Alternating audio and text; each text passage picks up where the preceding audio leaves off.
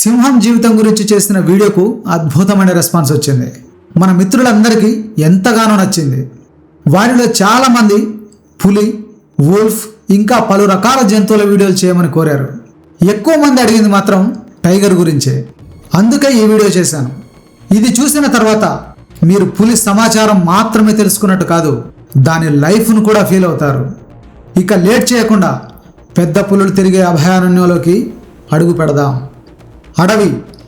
ఈ మాట వింటే మన కళ్ళ ముందు పచ్చని చెట్లు, పక్షుల కిలకిల రావాలు, ప్రవహించే సెలయేళ్ళు, దూరంగా వినిపించే జంతువుల అరుపులు గుర్తొస్తాయి. కానీ అదే అడవికి మరో రూపం కూడా ఉంది. అదే నిశ్శబ్దం. ఉన్నట్టుండి ఒక్కసారిగా పక్షుల శబ్దం ఆగిపోతుంది. మేత మేస్తున్న జింకల గుంపు అకస్మాత్తుగా తలపైకెత్తి చూస్తుంది. నీళ్లు తాగుతున్న జీబ్రాలు గుటక వేయడమే మర్చిపోతే ఇతర జంతువులు తమ పిల్లలను చటుక్కున దగ్గరకు లాక్కుంటాయి. అలా కొన్ని క్షణాల క్రితం వరకు గలగలలాడిన అడవి ఒక్కసారిగా ఊపిరి బిగబట్టినట్టుగా మారిపోతుంది. కానీ అక్కడ ఎవ్వరూ గర్జించలేదు, ఎవరు వాటి మీదకి దండెత్తనూ లేదు. అయినా ఆ ప్రాంతంలోని ప్రతి జీవికి ఒక మెసేజ్ వెళ్ళిపోయింది. అక్కడికి పెద్ద పులి వచ్చేస్తోంది. అదే ఆ మెసేజ్. పాత సినిమాల్లో ఒక డైలాగ్ ఉండేది, పలానా రౌడీ పేరు చెబితే పిట్టలు కూడా నీళ్లు తాగవు అని. అది ధమ్కి ఇచ్చే డైలాగ్ మాత్రమే. కానీ అడవిలో పులి పేరు చెబితే నిజంగానే పిట్టలు కూడా నీళ్లు ముట్టవు. మిగతా జీవులు ప్రాణాలు అరచేతిలో పెట్టుకొని గజగజ గజ వణికిపోతూ ఉంటాయి. అది టైగర్ రేంజ్. సింహం సైన్యాన్ని నడిపే మహారాజు అయితే టైగర్ అనేవాడు సింగిల్ హ్యాండ్తో మొత్తం అడవినే దున్నేసే రాబిన్ హుడ్. ప్రపంచంలోని అనేక సంస్కృతుల్లో అడవికి రాజు సింహమే. కానీ అది ఎక్కువగా నివసించేది మాత్రం గడ్డి మైదానాల్లోనే. మరి దట్టమైన అరణ్యంలో జీవించే, శాసించే అసలైన చక్రవర్తి పెద్ద పులే. సింహానికి సమాంతర రాజ్యం అది, మరో మహా సామ్రాజ్యం అది. లైన్ లైఫ్కు టైగర్ జీవితానికి కొన్ని పోలికలున్నాయి. కొన్ని పనులు సేమ్ టు సేమ్ చేస్తాయి, కానీ జీవన విధానం మాత్రం కంప్లీట్ డిఫరెంట్గా ఉంటుంది. సింహం పూర్తిగా కుటుంబ జీవనంలో గడిపితే పులి మాత్రం ఐఎమ్ ఏక్ నిరంజన్ అంటుంది. సింహం తన ఫ్యామిలీకి బాధ్యత వహించాల్సి ఉంటుంది. పులి మాత్రం ఎవ్వరికి జవాబు చెప్పాల్సిన అవసరం లేదు. దాదాపు 100 కిలోమీటర్ల పైగా ఉండే తన సామ్రాజ్యంలో one and only king tiger. అతడే ఒక సైన్యం. అతడు రాసిందే చట్టం, చెప్పిందే న్యాయం. కాదంటే యుద్ధమే. తలకాయలు లేచిపోతాయి. ఇంత శక్తివంతమైన జీవి గుంపులో జీవించకపోవడమే కాదు, తనలాంటి మరో సింగిల్ పులిని కూడా దగ్గరికి రానియదు. పిల్లలతో కూడా సంబంధం ఉండదు. తన వేటనే కాదు, తన షెల్టర్ కూడా ఇంకెవ్వరితోనూ పంచుకోదు. ఇలాంటి మరెన్నో ప్రత్యేకతలు టైగర్ సొంతం. మరి ఎందుకిలా? హ్యూమన్ సైకాలజీలో ఒంటరితనం గురించి ఒక అద్భుతమైన లైన్ ఉంటుంది. ఒక వ్యక్తిని ప్రపంచం వదిలేస్తే లోన్లీనెస్, అదే వ్యక్తి ప్రపంచాన్నే వెలివేస్తే ఎలోన్నెస్. మొదటిది ఒంటరి బతుకైతే రెండోది స్వేచ్ఛా జీవితం. మరి ఇంతకీ పులిదేంటి? ఒంటరితనమా, స్వేచ్ఛా జీవితమా? ఇది తెలియాలంటే ఈ సింగిల్ కింగ్ ప్రపంచంలోకి, దాని జీవితంలోకి అడుగు పెట్టాల్సిందే. మన భాషలో చెప్పాలంటే మగపులికి బలుపు ఎక్కువ. కానీ ఇదే మాట దాని ముందు అన్నారంటే అదేమంటుందో తెలుసా? నాది బలుపు కాదు, ఆత్మగౌరవం అంటుంది. I am self respected candidate అంటుంది. నాకు యాటిట్యూడ్ ఎక్కువ అంటుంది. ఆడపులులు కూడా తక్కువేమీ కాదు, అవి కూడా సేమ్ టు సేమ్ ఇవే డైలాగ్స్ రిపీట్ చేస్తాయి. నువ్వు కింగ్ అయితే ఐఆమ్ క్వీన్ అంటుంది. అయితే ఇక్కడే ఆశ్చర్యకరమైన విషయం ఉంటుంది. దాదాపుగా అడవిలోని జంతువులన్నీ ఆడ మగ కలిసే జీవిస్తాయి. కానీ పులి విషయం మాత్రం వేరే. మగపులి మాత్రమే కాదు, లేడీ టైగర్స్ కూడా సింగిల్గానే బతుకుతాయి. అంతేకాదు, మగపులికి ఉన్నట్టుగానే ఆడపులికి కూడా ప్రత్యేక రాజ్యం ఉంటుంది. దాని అనుమతి లేకుండా తన టెరిటరీ దాటి మరో పులి లోపలికి వస్తే గొడవలైపోతాయి. అది నీళ్ల కుళాయి వద్ద బిందెల పంచాయతీ కాదు సుమా. కోడితే దిమ్మ తిరిగి బొమ్మ కనపడాల్సిందే. ఆడపులి కూడా అంత పవర్ఫుల్గా ఉంటుంది. సాధారణంగా ఒక మగపులి రాజ్యం 150 చదరపు కిలోమీటర్ల వరకు విస్తరించుంటుంది. మరికొన్ని పులులు అంతకంటే పెద్ద భూభాగాన్నే తమ ఆధీనంలో ఉంచుకుంటాయి. అయితే ఆడపులుల టెరిటరీలు మాత్రం చిన్నగా ఉంటాయి. ఆహారం, నీటి కొలనులను బట్టి ఈ విస్తీర్ణం ఉంటుంది. సింహాలకు పులులకు కొన్ని కామన్ ఫ్యాక్టర్స్ ఉంటాయని ఇందాక చెప్పుకున్నాం. సరిహద్దులు నిర్ణయించే విషయంలో రెండు ఒకేలా పనిచేస్తాయి. ఇది తన టెరిటరీ అని ఇతర పులులకు చెప్పేందుకు సరిహద్దు ప్రాంతాల్లో చెట్లను గోర్లతో రక్కుతాయి. మరికొన్ని చోట్ల యూరిన్ పాస్ చేస్తాయి. ఇంకొన్ని చోట్ల చెట్లకు తన శరీరాన్ని రుద్ది వెంట్రుకలు అంటుకునేలా చేస్తాయి. ఈ గుర్తులు ప్లస్ వాసన ఒక స్పష్టమైన సందేశం. ఇది నా రాజ్యం, డోంట్ కమ్ ఇన్సైడ్ అనే వార్నింగ్ సైన్ అది. అయితే ఇక్కడే మరో విషయం తెలుసుకోవాలి. ఆడపులులకు సొంత రాజ్యం ఉంటుందని చెప్పుకున్నాం, కానీ ఆ రాజ్యం ఎక్కడ ఉంటుందో తెలుసా? మగపులి మహా సామ్రాజ్యంలో ఒక సామంత రాజ్యంగా ఉంటుంది. ఒక మగపులి టెరిటరీలో 2 లేదా 3 ఆడపులులు ఉంటాయి. అందులో దేని రాజ్యం దాందే గిరిగీసుకుంటాయి. పూర్వకాలంలో రాజుకు ఉండే మహారాణుల తీరుగా ఒక్కో రాణికి ఒక్కో రాణివాసం ఉన్నట్టుగానే వీటికి ప్రత్యేకంగా చిన్న చిన్న టెరిటరీలు ఉంటాయి. ఒకదాని ప్రాంతంలోకి మరో దాన్ని రానియవు. ఇలా జీవితం సాఫీగా సాగుతుండగా కాలచక్రం గిర్రున తిరుగుతుంది. అవి సంతానం ప్రొడ్యూస్ చేయాల్సిన టైం వచ్చేస్తుంది. వీటి ప్రకృతి ధర్మం చాలా వింతగా ఉంటుంది. ఆడ మగ కలిసి జీవించవు, కానీ ఈస్ట్రస్లోకి వచ్చినప్పుడు దగ్గర కావాల్సి ఉంటుంది. ఆడపులి శరీరంలో ఎప్పుడైతే ఈ మార్పు ప్రారంభమవుతుందో హార్మోన్లు గాల్లోకి రిలీజ్ అవుతాయి. అలా ఒక ప్రత్యేకమైన వాసన గాలితో కలిసి అడవిలో అలా వ్యాపిస్తూ వెళ్తుంది. ఆ వాసన మనిషికి అర్థం కాదు, కానీ దూరంగా 10 కిలోమీటర్ల అవతల ఉన్న మగపులికి మాత్రం స్పష్టంగా అర్థమవుతుంది. ఎక్కడో ఒక ఆడపులి నీ జత కోసం ఎదురు చూస్తోంది అని ప్రకృతి పంపిన ఆహ్వానం అది. అప్పటి వరకు తన టెరిటరీని కాపాడుకోవడమే జీవితంగా గడుపుతున్న మగపులి ఇప్పుడు మరో ప్రయాణం మొదలు పెడుతుంది. ఆ వాసనను అనుసరిస్తూ నెమ్మదిగా జాగ్రత్తగా ఆమె టెరిటరీ వైపు అడుగులు వేస్తుంది. అయితే ఇక్కడ కూడా మనుషుల్లాంటి ప్రేమ కథే ఉంటుంది. మనకు తొలిచూపులో ఒక మనిషి నచ్చితే ఏం చేస్తాం? తనెవరు, ఎలాంటి వారు, ఏం చేస్తుంటారు అని పలు విషయాలు తెలుసుకున్న తర్వాతనే మాటలు కలపడం మొదలవుతుంది. అచ్చం పులి విషయంలో కూడా ఇలాగే జరుగుతుంది. అది గాండ్రింపుతో మొదలవుతుంది. ఆడపులి వెంటనే అప్రమత్తమవుతుంది. ఆ గర్జన ఉద్దేశం ఏంటో తనకు తెలుసు, కానీ వెంటనే అవకాశం ఇవ్వదు. కొద్ది క్షణాల తర్వాత నువ్వు ఎవరు అంటూ ఆడపులి కూడా శబ్దం చేస్తుంది. ఇదంతా దూరం నుంచే జరుగుతుంది. కొన్ని గంటల తర్వాత ఇద్దరు ఎదురెదురుగా నిలబడతారు. ఒకరి చుట్టూ మరొకరు నెమ్మదిగా తిరుగుతారు. మగపులి నుంచి వచ్చే వాసన ద్వారా దాని శరీర భాషను ఆడపులి గమనిస్తుంది. ఇలా వచ్చినవాడు ప్రత్యర్థి కాదని, ఇది ప్రమాదం కాదని నమ్మకం ఏర్పడడానికి అంత సమయం పడుతుంది. ఆ తర్వాత మార్పు కనిపిస్తుంది. అదే టెరిటరీలో 2 పులులు కలిసి నడుస్తాయి. గాఢమైన ప్రేమను వ్యక్తపరుస్తారు. కానీ ఆశ్చర్యకరమైన విషయం ఏంటంటే ఆ లవ్ ఏండ్లు కాదు, నెలలు కాదు, కనీసం వారాలు కూడా కాదు. పక్కాగా చెప్పాలంటే ఆ ప్రేమ జీవితం 3 నుండి 7 రోజులు మాత్రమే ఉంటుంది.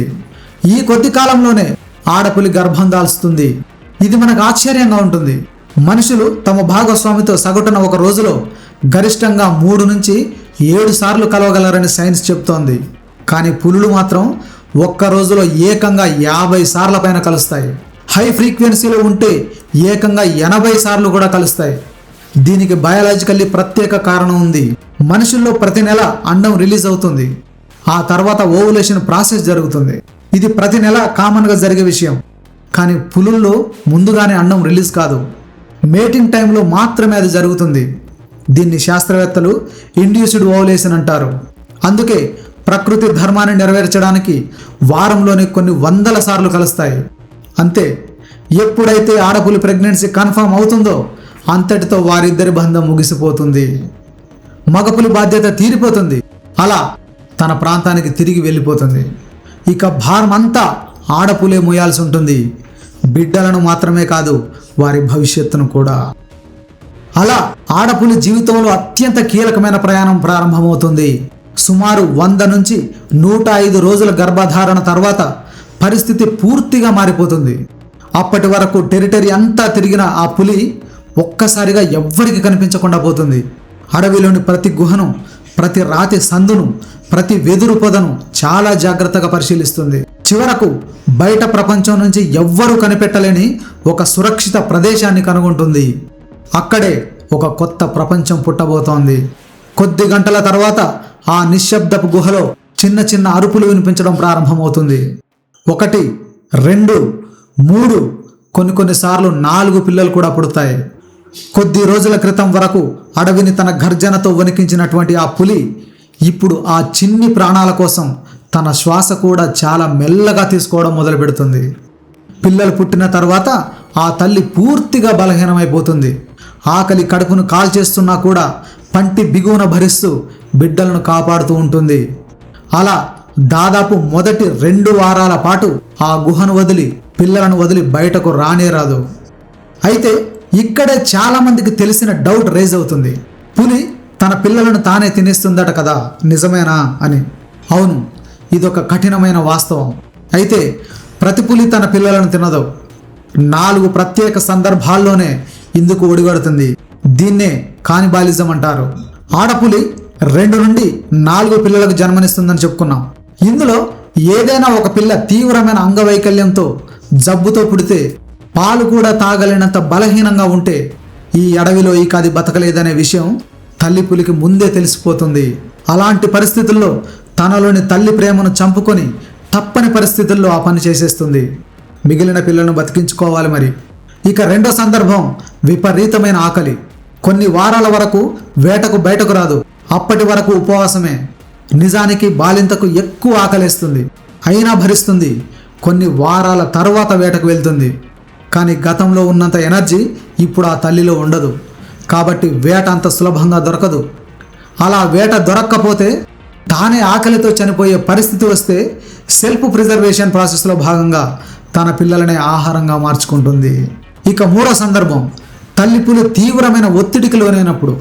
ప్రసవ సమయంలో పులులు అత్యంత రహస్యంగా ప్రశాంతంగా ఉండాలని కోరుకుంటాయి. ఆ సమయంలో వేటగాళ్ళు కానీ లేదా వేరే క్రూర జంతువులు కానీ ఆ ప్రాంతంలోకి వచ్చి అలజడి సృష్టిస్తే తల్లి పులి తీవ్రమైన భయానికి లోనవుతుంది. తన పిల్లలను శత్రువులు చంపేస్తారేమో అని భయపడిపోతుంది.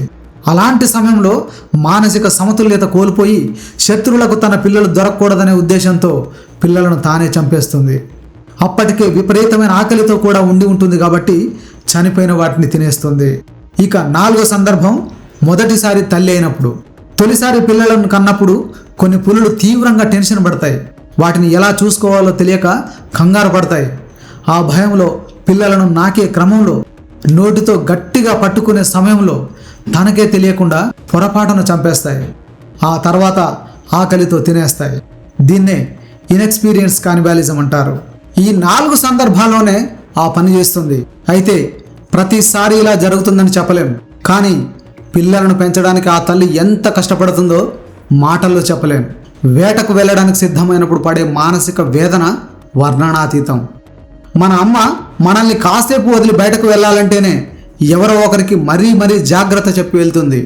బిడ్డ ఏడుస్తున్నాడేమోనని సాధ్యమైనంత త్వరగా పని ముగించుకొని పరిగెత్తుకొచ్చేస్తుంది. కానీ పులి తల్లికి ఈ అవకాశమే లేదు. బిడ్డలను చూసుకోవడానికి ఎవ్వరు ఉండరు. వాటిని తినడానికి మాత్రం శత్రువులు చుట్టూ ఉంటారు. అలాగని బయటకు వెళ్ళకపోతే తల్లికి ఆహారం ఉండదు. తల్లికి ఆహారం లేకపోతే పిల్లలకు పాలుండవు. ఇలాంటి విధి లేని పరిస్థితుల్లో ఒక రోజున మొండి ధైర్యంతో ఆ గుహ నుంచి అడుగు బయటకు పెడుతుంది. ప్రతి తల్లి పులి జీవితంలో అత్యంత భయంకరమైన పరీక్ష ఇదే. మనసు బరువెక్కుతున్నా కూడా పిల్లలను అక్కడే వదిలి నెమ్మదిగా అడవిలోకి బయలుదేరుతుంది. అలా రోజులు నెలలు గడుస్తుంటాయి. పిల్లలు చెంగున దునుకుతుంటాయి. ఇప్పుడు వాటికి పాలు కాదు, మాంసం రుచి చూపించాల్సిన సమయం వచ్చేసింది. ఆ కూనల జీవితంలో అది అతిపెద్ద మలుపు. ఒకరోజు తల్లి తాను వేటాడిన చిన్న జంతువును గుహ దగ్గరికి ఈడ్చుకుంటూ వస్తుంది. పిల్లలన్నీ ఒక్కచోట చేరి ఆ సన్నివేశాన్ని ఆశ్చర్యంగా చూస్తుంటాయి. ఇంతకుముందు ఎన్నడూ చూడని దృశ్యం అది. ఎప్పుడూ చూడని వాసన అది. వాటికి కొత్తగా అనిపిస్తుంది. మొదట భయపడతాయి, కానీ తర్వాత నెమ్మదిగా దగ్గరకు వస్తాయి. తల్లి తినడం చూసి అవి కూడా చిన్న ముక్కలను కొరికి తినడం ప్రారంభిస్తాయి. అదే వాటి మొదటి భోజనం. అలా కొన్ని రోజులు సాగిన తర్వాత పిల్లలను వేటకు సిద్ధం చేయడం మొదలు పెడుతుంది ఆ తల్లి. ముందుగా ప్రకృతిని అర్థం చేసుకోవడం నేర్పుతుంది. గాలి దిశను ఎలా గమనించాలి, ఏ వాసన ఏ వేట జంతువుది, అడవిలో ఎప్పుడు నిశ్శబ్దంగా ఉండాలి, ఎప్పుడు పరిగెత్తాలి, ఏ శబ్దం ఏ ప్రమాదానికి సంకేతం, ఇలా ప్రతిరోజు ప్రతి అడుగులో కొత్త పాఠం నేర్పుతూనే ఉంటుంది. అలా కొన్ని నెలల తర్వాత మొదటిసారిగా తన వేట వెంటకు తీసుకెళ్ళడానికి ముహూర్తం ఫిక్స్ చేస్తుంది. దూరంగా గడ్డి మాటను దాక్కొని తనను గమనించమని చెబుతుంది. తల్లి ఎలా ముందుకు కదులుతుందో, ఎప్పుడు ఆగుతుందో, ఎప్పుడు దుంకుతుందో ఇవి ఆసక్తిగా గమనిస్తూ ఉంటాయి. శాస్త్రవేత్తలు ఇక్కడే ఒక ఆసక్తికరమైన విషయాన్ని గమనించారు. తల్లి పులి కొన్నిసార్లు ఒక చిన్న వేటను పట్టుకొని పిల్లల ముందుకు తెచ్చి వదిలేస్తుంది.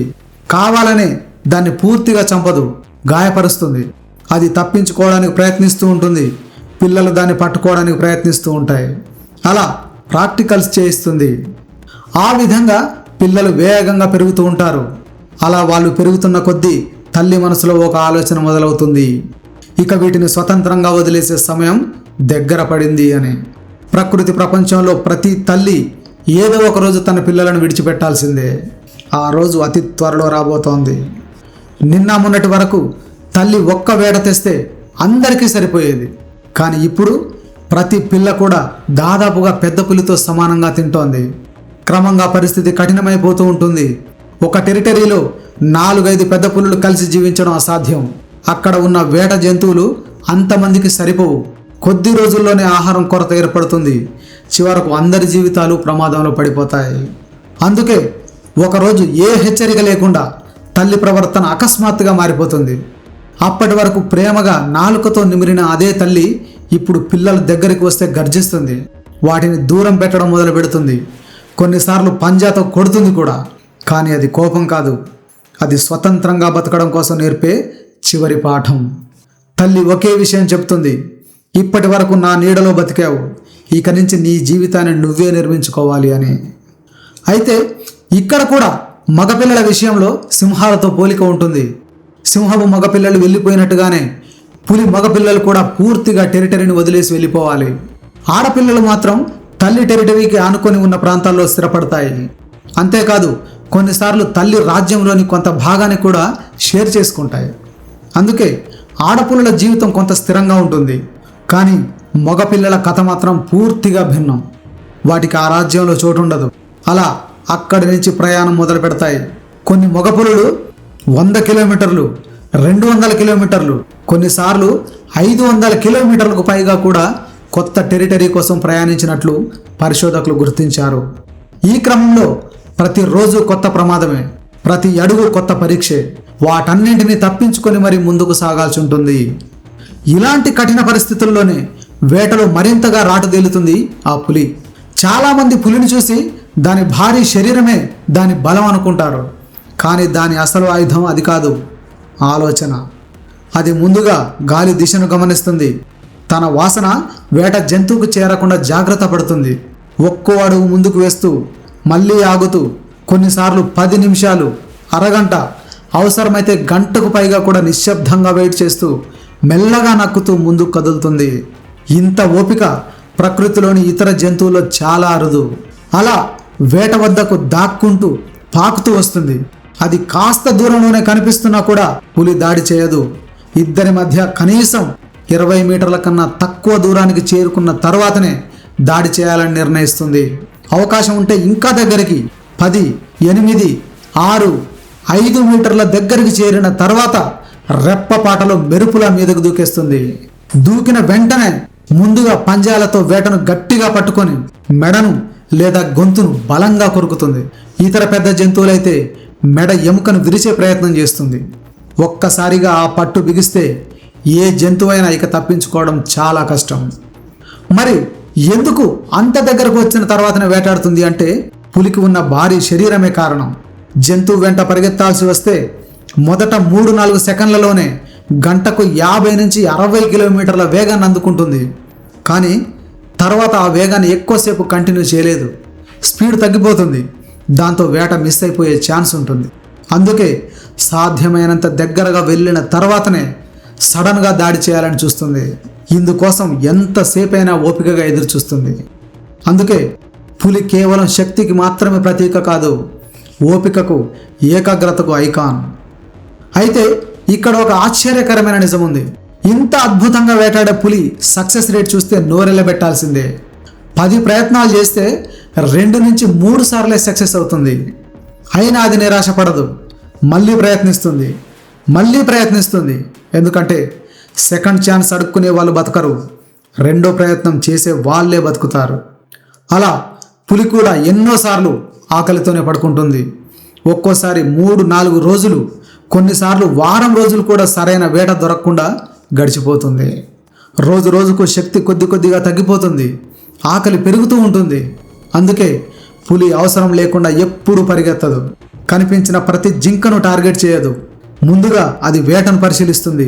ఆ జంతువు ఆరోగ్యంగా ఉందా లేదా, గుంపులో ఎక్కడ ఉంది, దాని దగ్గరకు నిశ్శబ్దంగా చేరగలనా లేదా, విజయం సాధించే అవకాశం ఎంతవరకు ఉంది, ఇలా ఈ ప్రశ్నలన్నింటికీ తన అనుభవంతో సమాధానం వెతుక్కున్న తర్వాతే దాడి చేయాలని డిసైడ్ చేస్తుంది.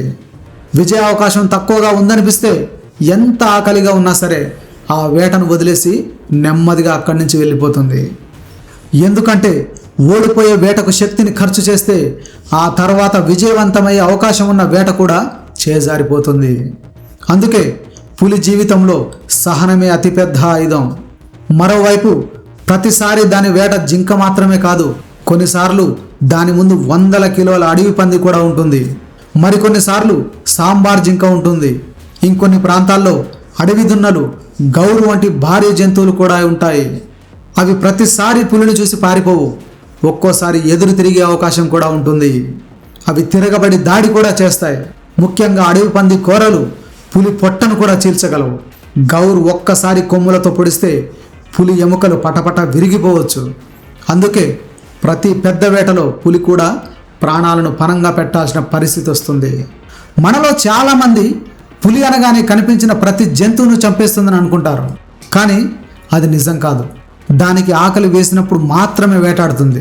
లేకపోతే దాని పక్క నుంచి వెళ్ళినా కూడా పట్టించుకోదు.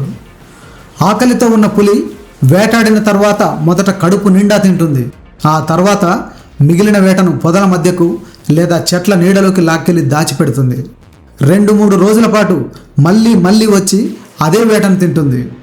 వీడియో మొదట్లో చెప్పుకున్నట్టుగా అది షెల్టర్నే కాదు, ఆహారాన్ని కూడా ఎవ్వరితోనూ షేర్ చేసుకోదు. సింహాల్లా కుటుంబం చుట్టూ కూర్చొని కలిసి భోజనం చేసే దృశ్యం పులి విషయంలో కనిపించదు.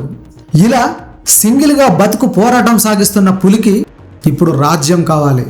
రాజ్యం దక్కితేనే ఆ టెరిటరీలో ఉండే ఆడపులలతో సహజీవనం దక్కుతుంది. కానీ అందుకోసం ఎక్కడికి వెళ్ళాలి? చుట్టూ అడవే. ప్రతి అడవిని ఏదో ఒక పులి అప్పటికీ ఆక్రమించేస్తుంది. అలాంటప్పుడు ఎంత దూరం ప్రయాణించిన ప్రయోజనం ఏముంది? అందుకే చివరకు ఏదో ఒక టెరిటరీని ఎంచుకుంటుంది. అది ఢీ కొట్టబోయే రాజ్యం అదే. కొన్ని రోజుల పాటు ఆ టెరిటరీని పరిశీలిస్తుంది. సరిహద్దులను గమనిస్తుంది. వాసన గుర్తులను అర్థం చేసుకుంటుంది. ప్రస్తుత రాజు వయసు ఎంత, అతను ఎంత బలంగా ఉన్నాడు, ఎప్పుడు గస్తీ తిరుగుతున్నాడు, అన్నీ సింహం మాదిరిగానే అంచనా వేస్తుంది. ఇలా అన్ని చెక్ చేసుకొని దాడికి ముహూర్తం సిద్ధం చేసుకుంటుంది. సాధారణంగా వేట జంతువుకు తన వాసన తగలకుండా పులి జాగ్రత్త పడుతుందని ఇందాక చెప్పుకున్నాం. కానీ అది ఇప్పుడు వేటాడబోయేది జింకను కాదు, తనను తానే, తనలాంటి మరో టైగర్నే. అది కూడా దాని రాజ్యంలోకి ప్రవేశించి. అంత ఈజీ కాదు. నలువైపులా తిరిగే గాలి వాసన ద్వారా ఈ యుద్ధ సమాచారం వెంటనే రాజ్యంలో ఎక్కడో విశ్రాంతి తీసుకుంటున్న మహారాజుకు చేరిపోతుంది. సరిహద్దులో షేర్ ఖాన్ పొంచి ఉన్నాడని. ఒక్క ఉదుటున రాజ్యంలోని పులి లేచి నిలబడుతుంది. తనను ఎదిరించడానికి వచ్చిన వాడెవ్వడో అంతు తేల్చాల్సిందేనంటూ వాసనను పసిగడుతూ ఆ వైపుగా నడక మొదలు పెడుతుంది. కొద్ది నిమిషాల తర్వాత దట్టమైన చెట్ల పొదల మధ్య ఒక కదలిక కనిపిస్తుంది. అవి జింకలైతే అట్నుంచి వెనక్కి అటే పరిగెడతాయి. కానీ అది మరో పెద్ద పులి. అడుగులు ముందుకు వేస్తూ బయటకు వచ్చేస్తూ ఉంటుంది. దాని నడకలో భయం ఉండదు, ఆత్మవిశ్వాసం, చావో రేవో తేల్చుకోవాలనే మొండి ధైర్యమే ఉంటాయి. ఇక్కడే అత్యంత కీలకమైన క్షణాలు ఉంటాయి. మీరు నమ్ముతారో లేదో తెలియదు, చాలాసార్లు విజయాన్ని ఓటమిని డిసైడ్ చేసేది ఈ కొన్ని క్షణాలే. 2 పులులు ఒకదానికొకటి ఎదురెదురుగా నిలబడతాయి. మధ్యలో కొన్ని మీటర్ల దూరం మాత్రమే. కానీ ఆ దూరం మధ్యలో ఒక రాజ్యం ఉంది. మనుషులు ఒకరినొకరు చూసి ముఖ కవలికలు చదివినట్టే పులులు కూడా ప్రత్యర్థి కళ్ళను చదువుతాయి, శరీర భాషను పసిగడతాయి. దాని చెవులు ఏమంటున్నాయి, తోక ఏ స్థితిలో ఉంది, మెడ నిటారుగా ఉందా, పక్క చూపులు చూస్తోందా, కళ్ళతోనే సవాల్ చేస్తోందా, ఇవన్నీ ఇద్దరు తీక్షణంగా పరిశీలిస్తారు. ఆ చూపుతోనే ఎవడి దమ్మెంతో ఒక అంచనాకు వచ్చే ప్రయత్నం చేస్తుంటాయి. అప్పటికి పూర్తిగా క్లారిటీ రాకపోతే అకస్మాత్తుగా 2 పులులు తమ నోరు కొద్దిగా తెరుస్తాయి. పై పెదవిని మాత్రం కాస్త ముడుస్తాయి. చూస్తే కోపంగా ఉన్నట్టే అనిపిస్తుంది, కానీ అది కోపం కాదు. శాస్త్రవేత్తలు దీన్ని ప్లెహ్మాన్ రెస్పాన్స్ అంటారు. ఇప్పుడు అవి ఏం చేస్తున్నాయంటే గాలి ద్వారా ప్రత్యర్థి శరీరంలోని కణాలను వాసన చూస్తున్నాయి. వాటి నోటి పైభాగంలో ఉండే ప్రత్యేక అవయవం ద్వారా ఇలా పరిశీలిస్తాయి. ఈ విధంగా ప్రత్యర్థి గురించి మరింత సమాచారం తెలుసుకుంటాయి. ప్రకృతి ఇచ్చిన ఈ జీవశాస్త్ర వ్యవస్థ పులి జీవితంలో అత్యంత ముఖ్యమైనది. ఈ వాసన ద్వారా ప్రత్యర్థి శక్తి, సామర్థ్యం పూర్తిగా అర్థమవుతాయి. దాంతో యుద్ధం చేయాలా వద్దా అనే నిర్ణయాన్ని పులులు తీసుకుంటాయి. యుద్ధానికే సై అని 2 అనుకున్నాయంటే కథమే. కొన్ని క్షణాల్లో అడవి అంతా దద్దరిల్లిపోయేలా ఒక భారీ గర్జన వినిపిస్తుంది. ఆ టెరిటరీ సమీపంలో ఉన్న ప్రతి జీవికి ఆ యుద్ధ సైరన్ వినిపిస్తుంది. ఈ శబ్దం విన్న జింకల గుంపు ఒక్కసారిగా పరుగులు తీస్తుంది. చెట్ల మీద ఉన్న కోతులు మరింత ఎత్తుకెక్కిపోతాయి. నెమళ్ళు రెక్కలు విప్పి ఎగిరిపోతాయి. కొన్ని క్షణాల క్రితం వరకు ప్రశాంతంగా కనిపించిన అడవి ఇప్పుడు సమరానికి సాక్షిగా నిలుస్తుంది. యుద్ధంలో ఎప్పుడు దాడి చేయాలో మాత్రమే కాదు, ఎప్పుడు దాడి చేయకూడదో కూడా తెలిసి ఉండాలి. ఒక్క పొరపాటు అడుగు వేస్తే ప్రత్యర్థి కొట్టే లోతైన గాయం నెలల తరబడి వేటకు దూరం చేస్తుంది. పగిలిపోయే ఒక్క దంతం జీవితాంతం పెద్ద వేటలను పట్టుకోలేకుండా చేయగలదు. అందుకే పులుల ప్రపంచంలో యుద్ధం అనేది చిట్ట చివరి ఆప్షన్ మాత్రమే. కానీ ప్రత్యర్థి వెనక్కి తగ్గనప్పుడు అది అనివార్యమైపోతుంది. యువ పులి కళ్ళల్లో ఒకే లక్ష్యం, ఈ టెరిటరీ నాది కావాలి, లేదంటే మళ్ళీ 100 కిలోమీటర్లు తిరగాలి.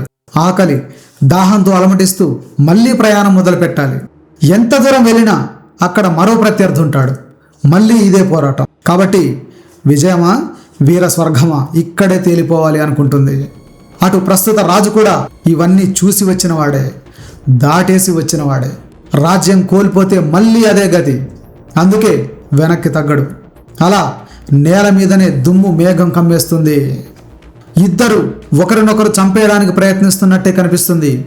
కానీ ప్రకృతి ప్రపంచంలో యుద్ధానికి కొన్ని నియమాలుంటాయి. మహాభారత కాలం నాటి ధర్మ యుద్ధం ఈనాటి మనుషుల్లో లేదు. అన్ని దొంగ దెబ్బలే. కానీ జంతువుల్లో మాత్రం నేటికి కొనసాగుతూనే ఉంది. యుద్ధం అంతిమ లక్ష్యం గెలుపు మాత్రమే, ప్రత్యర్థిని చంపడం కాదు. పులులు కూడా ఈ ధర్మ యుద్ధమే చేస్తాయి. ఇద్దరి లక్ష్యం ముందుగా ప్రత్యర్థిని భయపెట్టడం, ఆ తర్వాత మానసికంగా బలహీనపరచడం, చివరకు ఆ టెరిటరీని వదిలి వెళ్ళిపోయేలా చేయడం. అంతే. అందుకే అంటారు, యుద్ధం చేసి గెలిచేవాడు కాదు, యుద్ధంలోకి దిగకుండానే ప్రత్యర్థిని గెలిచేవాడే అసలైన వీరుడు అని. ఎందుకంటే యుద్ధం చేస్తే 2 వైపులా నష్టం జరుగుతుంది. ఒక్కోసారి అది భారీ స్థాయిలో కూడా ఉండొచ్చు. ఆ తర్వాత వచ్చే విజయం ఆ నష్టాన్ని ఎన్నటికీ పూడ్చలేకపోవచ్చు కూడా. సమరంలో ఇద్దరు తీవ్రంగా గాయపడితే గెలిచిన వాడికైనా ఓడిన వాడికైనా తర్వాత జీవించడం అత్యంత దుర్భరం. అందుకే ఈ యుద్ధంలో 2 పులులు ఆలోచించి ప్రతిదాడి చేస్తాయి. అయితే ఇక్కడే కీలకమైన విషయం ఉంటుంది. సింహాల మధ్య యుద్ధం గంటల తరబడి, ఒక్కోసారి రోజుల తరబడి సాగుతుందని చెప్పుకున్నాం గత వీడియోలో. కానీ పులుల యుద్ధం చాలా త్వరగా ముగిసిపోతుంది. కొన్ని నిమిషాల తీవ్రమైన పోరాటం తర్వాత ఎవరు బలంగా ఉన్నారు, ఎవరు అలసిపోతున్నారు అనే విషయం ఇద్దరికి స్పష్టంగా అర్థమైపోతుంది. ఆ క్షణమే నిర్ణయాత్మకమైన సమయం. ఒక్కసారిగా ఒక పులి యుద్ధాన్ని విరమిస్తున్నట్టుగా పక్కకు తప్పుకుంటుంది. కానీ అది నిజంగా విరమించడం కాదు, ప్రత్యర్థిని బోల్తా కొట్టించే పన్నాగం. అది అర్థం చేసుకోలేక రెండో పులి మెత్తబడితే కథమే. మెరుపు వేగంతో తిరిగి దూకి భుజంపై బలమైన పంజాను దింపుతుంది. ఆ గోళ్ళు ఎంత లోతుకు వెళ్ళిపోతాయో తెలియదు. ఈ దెబ్బ తగిలింది యువ పులికి అయితే వెంటనే యుద్ధరంగం నుంచి నిష్క్రమిస్తుంది. ఎందుకంటే మళ్ళీ బలం కూడా తీసుకొని రావచ్చు. సింహం మాదిరిగానే మళ్ళీ రెండో ప్రయత్నం చేయొచ్చు. అదే రాజుకు తగిలితే మాత్రం పరిస్థితి చేయి దాటిపోయినట్టే. ఎందుకంటే అప్పటికే వయసు కూడా మీద పడుతూ ఉంటుంది. కాబట్టి రాజ్యాన్ని యువ పులికి సమర్పించాల్సిన పరిస్థితి ఆల్మోస్ట్ వచ్చేసిందన్నమాటే.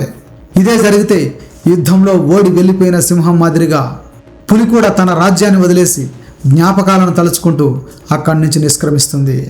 మెల్లగా దట్టమైన అడవిలో కలిసిపోతుంది. అక్కడితో ఒక రాజు పాలన ముగిసిపోతుంది. అలా యువ పులి ఆ సామ్రాజ్యానికి కొత్త రాజు అవుతుంది.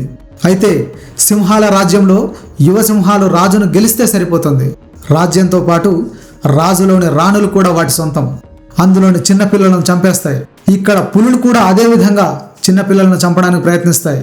అటు సింహాలకు ఇటు పులులకు కారణం ఒకటే, పిల్లలుంటే ఆడవి మళ్ళీ గర్భధారణకు సిద్ధం కావు, అందుకే అలా చేస్తాయి. కానీ ఇక్కడ ఆడపులులు కూడా ప్రత్యేక రాజ్యంలో ఉంటాయి, మగవాటితో ధీటుగా పోరాటం చేస్తాయి. కాబట్టి రాజును మాత్రమే గెలిస్తే చాలదు, లోపల ఉన్న రాణులను కూడా గెలవాల్సి ఉంటుంది. అప్పటికే పిల్లలు ఉన్న తల్లులైతే వాటిని కాపాడుకునేందుకు ప్రాణాలకు సైతం తెగిస్తాయి.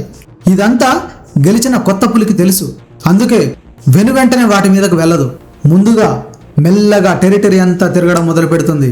ఒక్కో చెట్టు దగ్గర ఆగుతుంది, పాతరాజు వేసిన గుర్తులు చెరిపేస్తుంది, తన మూత్రంతో కొత్త వాసన గుర్తులు వదులుతుంది.